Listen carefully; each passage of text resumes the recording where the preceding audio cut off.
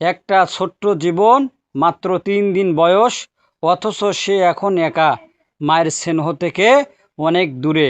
Dinajpur medical college হাসপাতালের শিশু ওয়ার্ডের ৫ম তলায় হাসপাতালের বেডে পড়ে আছে সেই নবজাতক কন্যা শিশু। পাশে একটি ব্যাগ, আর তার ভেতরে লুকিয়ে আছে এক টুকরো চিরকুট, যা পড়লে যে কারো চোখে জল চলে আসবে। দিনাজপুর মেডিকেল কলেজ হাসপাতালের শিশু ওয়ার্ডের বৃহস্পতিবার সন্ধ্যা ৬:৩০টার দিকে ভর্তি করা হয় এক নবজাতক কন্যা শিশুকে। শিশুটির পাশে ছিল একটি বাজারের ব্যাগ, কিছু ওষুধ আর একটি চিরকুট। চিরকুটে লেখা, আমি মুসলিম, আমি একজন হতভাগী, পরিস্থিতির শিকার হয়ে বাচ্চা রেখে গেলাম, দয়া করে কেউ নিয়ে যাবেন। বাচ্চার জন্ম তারিখ ৪ নভেম্বর ২০২৫, রোজ মঙ্গলবার। এগুলো সব বাচ্চার ওষুধ। এই কয়েকটি শব্দ যেন মানুষের মন কাঁপিয়ে দিয়েছে। মায়ের যন্ত্রণা, লজ্জা, অসহায়তা সব যেন লুকিয়ে আছে এই ছোট্ট চিরকুটে। চিকিৎসকরা জানান, সন্ধ্যা ৬:৪০ দিকে এক দম্পতি শিশুটিকে হাসপাতালে নিয়ে আসেন। তারা নিজেদের পরিচয় দেন শিশুটির নানা নানি হিসেবে, কিন্তু শিশুর মায়ের কথা জিজ্ঞেস করলে বলেন মা নিচে আছেন। চিকিৎসকরা বলেন, ঠিক আছে, মাকে নিয়ে আসেন। কিছুক্ষণের মধ্যেই দেখা যায় শিশুসহ সেই দম্পতি উধাও। ওয়ার্ডের দরজায় বাইরে শিশুটিকে একা পড়ে থাকতে দেখা যায়। তখন চিকিৎসকরা দৌড়ে গিয়ে শিশুটিকে নিয়ে আসেন শিশু ওয়ার্ডে।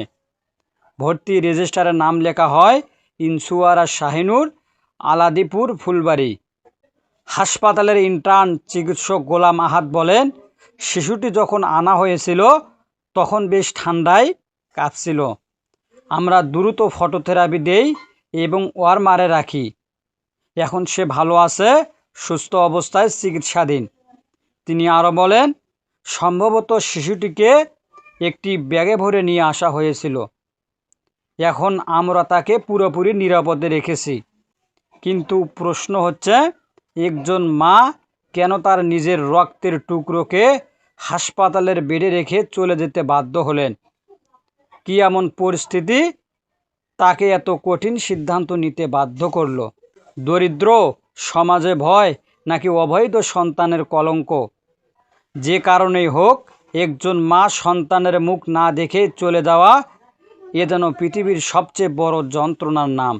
শিশুটি এখন দিনাজপুর মেডিকেল কলেজের শিশু ওয়ার্ডে নিরাপদে আছে। চিকিৎসকরা যত্ন নিচ্ছেন যেন সে সুস্থভাবে বেড়ে ওঠে। কিন্তু আমাদের সমাজের জন্য রয়ে গেল এক গভীর প্রশ্ন, আমরা কি সত্যিই এমন সমাজ গড়েছি যেখানে একজন মা লজ্জার ভয়ে নিজের সন্তানকে ফেলে যেতে বাধ্য হয়? একটা ছোট্ট মুখ আজও নিঃশব্দে কাঁদে, কিন্তু সেই কান্না কেবল হাসপাতালের দেয়ালে প্রতিধ্বনিত হয়। একটা চিরকুটে লেখা কয়েকটি লাইন, আর সেই লাইনে মিশে আছে এক মায়ের সমস্ত কষ্ট, সমস্ত ভালোবাসা। আল্লাহ যেন এই শিশুটিকে ভালো রাখেন আর সমাজকে শিখান মানবতা আসলে কিভাবে রক্ষা করতে হয়।